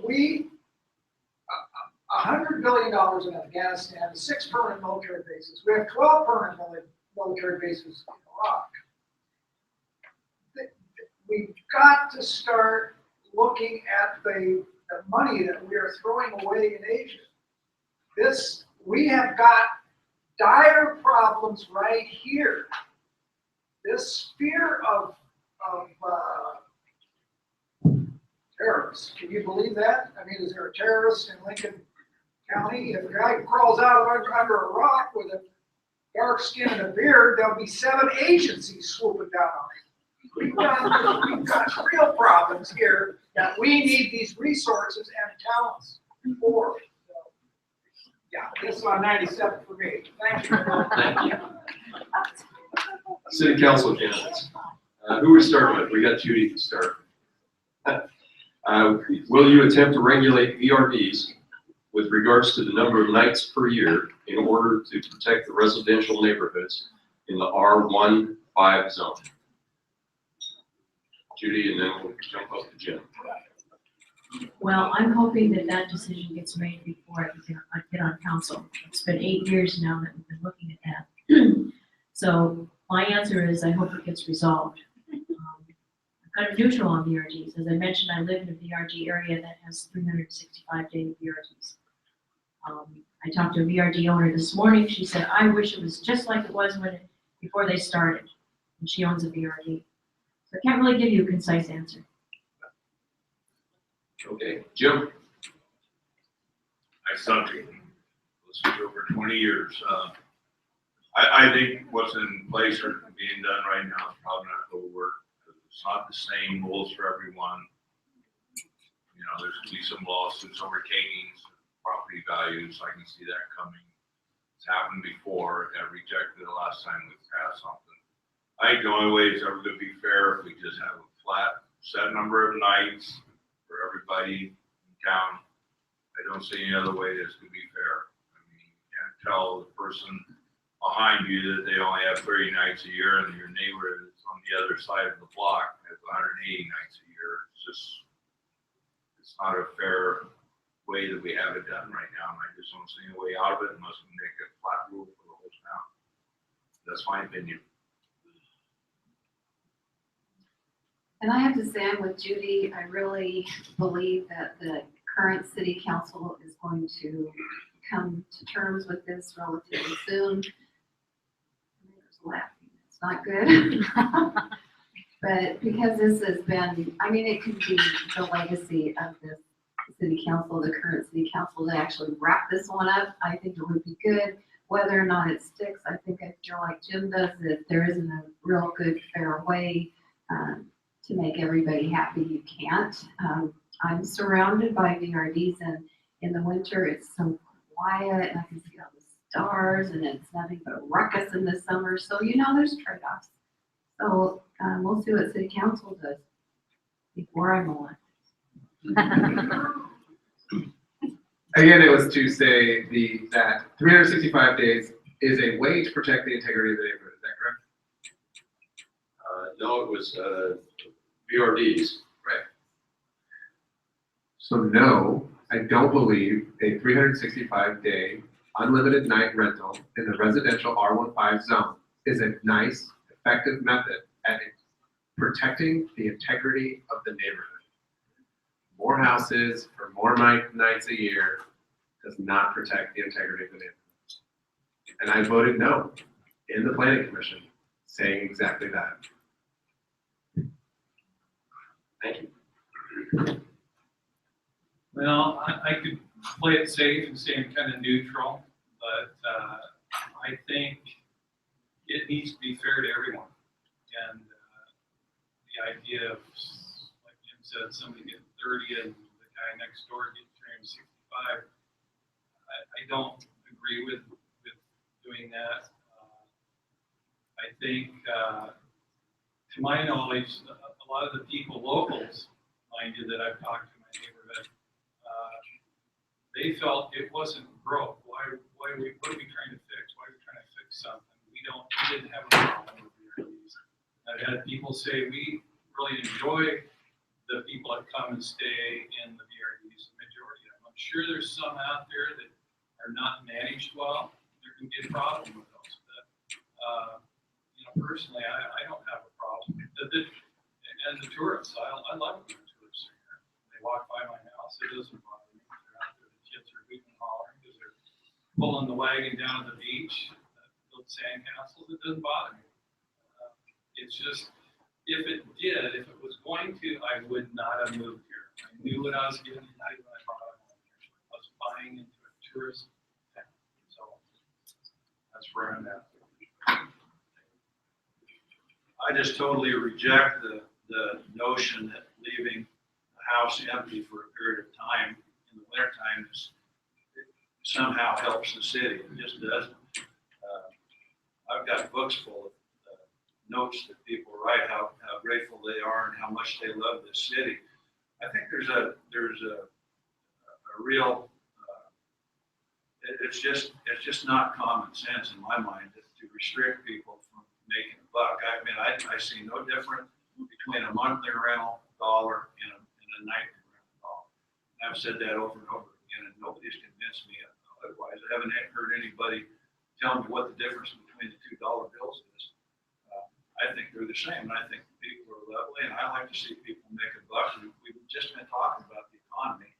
So why would we want to restrict people and hurt people and tell them that they're not going to be able to have people visit their homes? It just doesn't make sense to me, and it hasn't all along. So when you have lovely people that you see on a daily basis, our city's reputation is kind of out there too that way. I've heard it from a lot of people. That's your economy. What do you want to do then? Why would we want to restrict people?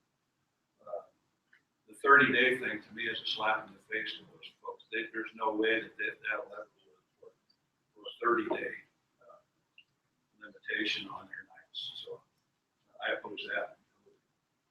Thank you. This questioner asked, and this is directed to candidates Davis, Scrutton, and Weldon. Various individuals apparently supporting your campaign have reached out to out-of-town property owners to encourage them to change their addresses, specifically to vote in this election, or have reached out to them for out-of-town donors to contribute to a PAC supporting you. How do you respond to locals concerned about the influence of outside dollars in our local politics? And Jim Davis.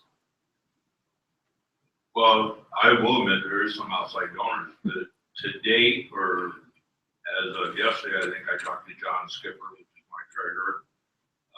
2/3 of the money that we have in has been from local residents. There is 1/3 out there that's come from, I guess, out of towners that have homes here, but they've supported us. We sent out a blanket email just about everybody looking for donations. And to be honest with you, I ran against Riley here 4 years ago, it was a little different deal. I spent $160 out of pocket. That was my whole thing for the election. Sorry to say I beat Riley, but anyhow, this time it seemed like everything stepped up. And yes, so I mean, I don't think it's bad. 2/3 of the people that we did receive money from, and I received money in my personal mailbox at my residence, $100 checks, there was some $300 checks. So, I mean, I appreciated the $100 checks more than the big checks that came in. But there was a lot of money that came in this time, and it's been managed good, and I think we're doing a good job. And I know where this is going, the three of us been pointed out. I don't think any of us endorsed each other. We're all three kind of got grouped together by a certain other group, which, you know, that's everybody's right. So, but everybody's talking about diversity in the council. I think it's more important that we have a council in there that has experience and knows how to get the job done. I mean, this council's been going on so long and arguing with each other, and nothing gets done year after year. We're sitting here and the housing situation's getting worse and worse and worse, and everybody's saying, well, we did a good job, and they're patting themselves on the back, and it hasn't resolved anything yet. I guess I'm out of time. Thank you, Jim. James?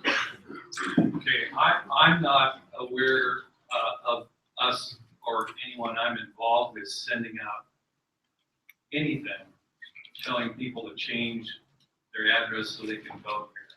I'm not aware of that. I don't believe that. I think that's mudslinging. And this has been kind of a wake-up call for me to see what happens in politics. And it brings out the worst in some people. Because I've already seen posts about me that they could get sued because they're blatant lies. There's no facts behind it, okay? And as far as the money that's been raised, that just tells me there's a lot of people out there, whether they live here in the city or they're second homeowners. The second homeowners, they have a vested interest in our city, okay? So they pay their taxes, and a lot of them, it's gonna be their retirement home. That's where they're gonna come and retire here in our city. And I say bring them on, because they've helped our city economically just by owning a property here, maintaining it, and paying their property taxes. So I just think it speaks volumes. We're getting a lot of donations, and that tells me there's a lot of people out there that have their mindset. They know what they want to see in this future city council. Our mayor ran on a platform of pro-business, and he was pro-BRD when he ran. He won handily. I don't think he's received the respect that he deserves on that level. What's going on is just not appropriate, in my opinion. I don't know any of the particulars of what's going on, but I don't like what happened, and I don't appreciate it. Second homeowners do deserve a voice. I have a second homeowner on one side of me. I have a vacation rental owner on one side of me as well, and I have a full-time resident, two full-time residents that are adjacent to my property. We all seem to get along pretty good. We don't argue too much, a little bit, but they're all good people. And people have differences of opinion, and it shouldn't get vicious. And respect is due everybody, I think. And that's what if I'm elected, I intend to be respectful to the other councilors, even if they're in disagreement. Thank you. Thank you.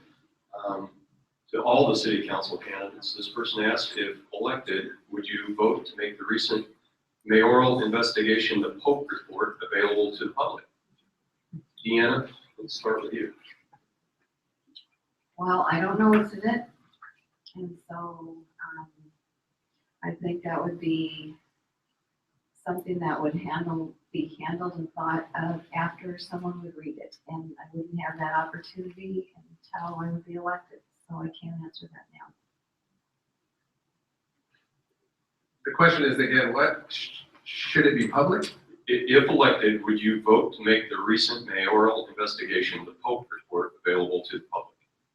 I'm pretty sure that was voted that it would not be public, so we can say what should and shouldn't have done all day long, but it's irrelevant at this point because it has already been at council motion, seconded and voted that it would not be. James?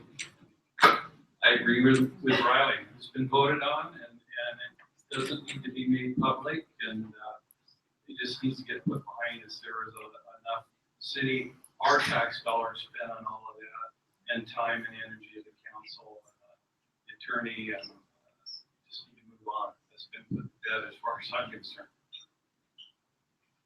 My understanding is something around the range of $50,000 of taxpayer money is spent on that. It's water under the bridge, and I agree. Thank you. Judy? Well, we had an apology for something that happened. And it seems to me it would only pique my curiosity as to see why I should be offended for an apology that I don't know what occurred over it. But I'm inclined to agree with the others that if the council decided not to release it, there must be a reason. But it still piques my curiosity as to why I get an apology, and I'm not sure why I've been apologized for. Thank you. Yeah, I agree with the council. It's just time to move on. Let it be. Thank you. See, Judy, did we start with you last time? So Jim, field this one first, I guess. How would you like the city to proceed with this open space program, both in terms of existing open space and the acquisition of new parcels? Open space. We, as a city, have an abundance of open space right now. Which, as the city grows, more is good. I hadn't thought a lot about this one, so I wasn't prepared for this. But I know the open space we have now, we took a lot of the quality property that was up at the villages, and we turned that into open space while I was on the council, I think, during that time. Planning commission, one or the other, if I remember voting on that. So there's a lot of open space up there. We have open space all over. We have a little thing called the Pacific Ocean here, which is a large open space. Runs 7 miles up and down this town. So we're not at a shortage of open space property right now in Lincoln City. So I will, though, while we're on that subject, the villages, the Cascade Head, I would like to see the city sell that off, get that money back in, and this, not raise property taxes on the people that live in this town, because we shouldn't be in the real estate business. I think 100% we shouldn't be in. I wouldn't want the city becoming contractors and competing with me, and I don't think the realtors like the city being realtors and competing with them. So that's my take on all things. Thank you. Okay, about those open spaces. We are so fortunate to have had a forward-looking city council and voters who voted for the bond measure to pass to acquire these open spaces. They're fabulous. The Knoll is one that I visit, and I know how important that is to me today, just to be there, to be able to hang out there and feel the air, and how important it's going to be in the future for when we do build out the villages. And then I have a feeling that it's going to be a little bit overpopulated. Now you can go out there, maybe there's 6 people out there, and it's just an amazing view, and you can just feel so part of it all. And so I would say that right now we are currently probably at a really good place. If we increase the population, I think we should look for other spaces. Right now we're really short on the small pocket park type areas. I know it's not an open space, but the city's currently in planning effort for looking at the park system plan. Do we have enough? No. So, and that includes open spaces. And so I think what we need to do is look at the entirety of the city, our population, how much it grows in the summer by 30,000 people, and have places for the kids to play. It rains around here a lot. Maybe we should have swing sets that have a cover over them. And again, my time is up. So many ideas. The open spaces are a great thing. Here we have 3 parks for children, one in Cutler City, one at Regatta Park, and one at, I think, Northwest 28. We don't have a lot of places for the kids to go, and not a lot of things for them to do. You can't always go to the sand. Little children don't really like getting blasted in the face by sand when they walk around. So those forests, let them go outside. Those open spaces get people outside. There's one across from Regatta Park that I've been to. I haven't been to all of them. It's a great opportunity. They have volunteers, I believe. They trim it back so you're not getting hit in the face with sticks. I mean, it's just wonderful to just be there and just listen. It's not a negative thing, and if we acquire it and it's the right place and it can be developed and the city, you know, all those the different things that would come to it. I don't know. I've never voted to have an open space, but you would look at it and see whether or not it's worth having, and luckily we have them. So I think that it's a great thing that we have and a wonderful opportunity for families and visitors and tourists to go check it out. It's a great thing to do. Yeah, I think we're good on our open space. I come from Oregon City, and my gosh, the open spaces we have in this city are incredible. We've been to all of them. And they mentioned the villages up there is 35.4 acres is what that is on the knoll up there. And we do have the beaches, and blowing sand or not, my kids didn't care. When we came down here, they didn't care what it was doing outside, they wanted to hit the sand. So I think we've got a tremendous amount of open space in this city. And what we do have is, it seems like it's well maintained, the trails, like Randy said, they keep it trimmed back. And my wife and I, we walk every day, so like taking our dogs up in good settings. And also, We have plenty of space here, and if there's not, it's awful easy to take a short drive and go to Drift Creek Falls or up on Cascade Head or up to Sand Lake or any place like that, down to Newport South Beach. There's just so much to do down here, and that's part of my draw to the place is I love this coast. There's an infinite number of things to do. Fish. I go out on the reef fishing off my kayak with my son, and we just have a blast out there, dropping jigs down and catching big cod there. And so I don't think we have a shortage at all. I think there's all kinds of stuff to do. Thank you, Doug. Open space. How would you like the city to proceed with its open space program, both in terms of existing open space and acquisition of new parcels? Well, I agree with everyone else. I think we have a tremendous open space area. I think we have a little drop in the bucket here that's going through the loops, and it's the difference between significant and insignificant wetlands. The insignificant wetlands are places, well, there's one in Nelscott area.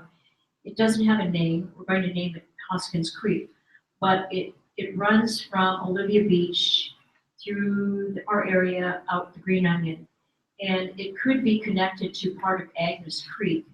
And what I see happening is it's overgrown, so I would be concerned about the maintenance and development of maybe connecting areas between significant open space and wetland areas to pursue that a little more. Thank you, Judy.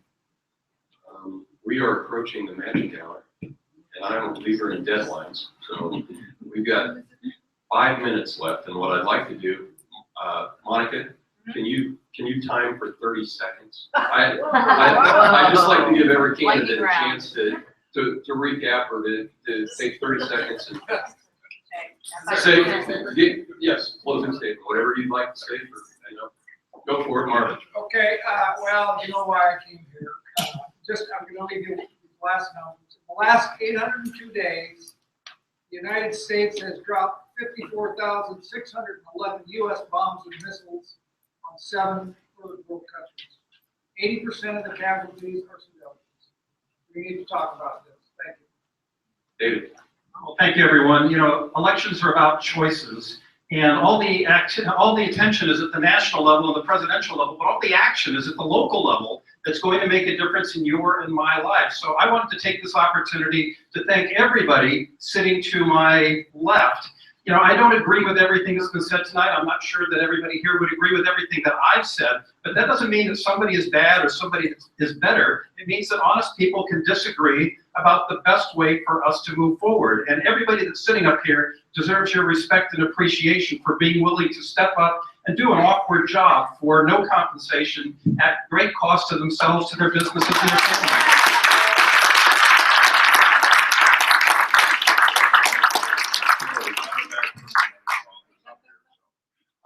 Just the only thing I'd say is I think I have the experience working with the city here, especially at City Hall. I've been up there every week for the last 22 years as a contractor, so I know how it works, and I really think I have the experience to make a difference. Thank you.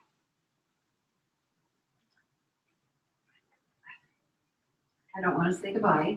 I just want to thank you all for hanging out here for all of this time. It's hard for us, and it's probably harder for you.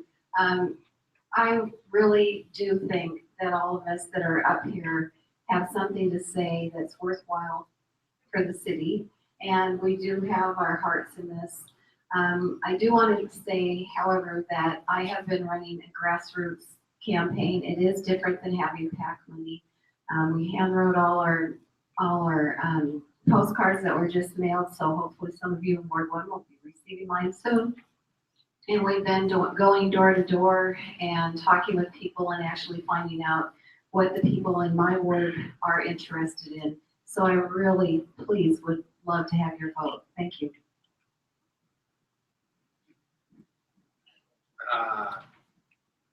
You know, 30 seconds is not a lot of time. But you may have received some information in your mail from my opponent that says that I allegedly gave $400,000 parking lot to a city employee, and that has absolutely no basis in truth. The rest of the flyer insinuates that the Planning Commission puts the interests of Lincoln City citizens behind a select few people. It has absolutely no merit and is a slap in the face to the city council, and the Planning Commission. The untruths in Mr. Scrutton's flyers were either deliberately done or they were recklessly done. It was endorsed by the mayor. Either way, Mr. Scrutton owes the city employees, the Planning Commission, the city council, and me an apology. I would ask that you would also send a retraction flyer to all the families that you sent those flyers to. Well, I thought tonight we were all gonna be like lambs led to slaughter, and that wasn't the case. I appreciate all the questions that were asked tonight, and I just thank you for the opportunity to go ahead and run for city council. And I have to disagree somewhat with Mr. Hoagland on the issue with the parking. That will come out as time goes on. Builders are visionaries, doers, and problem solvers, and they're not bureaucrats. They're willing to get their hands dirty and go to work. We're willing to do that for the city, and my commitment to the voters is to listen, to be transparent, and I'm willing to talk to anybody about any subject. I remain optimistic and hopeful, and I ask for your vote. I don't think I'm a bureaucrat either, but I do have a strong commitment to this community, and I will work tirelessly for this community. I think we need to move the process in finding affordable housing by, first of all, putting out requests for qualifications, which needs to be done very soon, and not just to the people who are in state, but also out of state. I know the first request for the housing up in villages was not extensively sent out. And so I think we need to begin the plan, work together, and move on with our issues. I ask for your vote. I will work for you and be the voice of the neighborhoods. Thank you, Judy. And that concludes, I'd like to thank the chamber, our sponsors, the Chamber of Commerce, the Confederated Tribes of Siletz Indians, Chinook Winds Casino Resort, Monica and Candace, who did our timing, Cindy and Heather, who were on our committee, This whole thing has taken about the amount of time it takes me to run a half marathon, and this has been almost as grueling. And I wanted to thank all the candidates for putting yourselves out there. It's not an easy thing to do, and we certainly appreciate your efforts, no matter how things turn out. Thank you very much for coming tonight.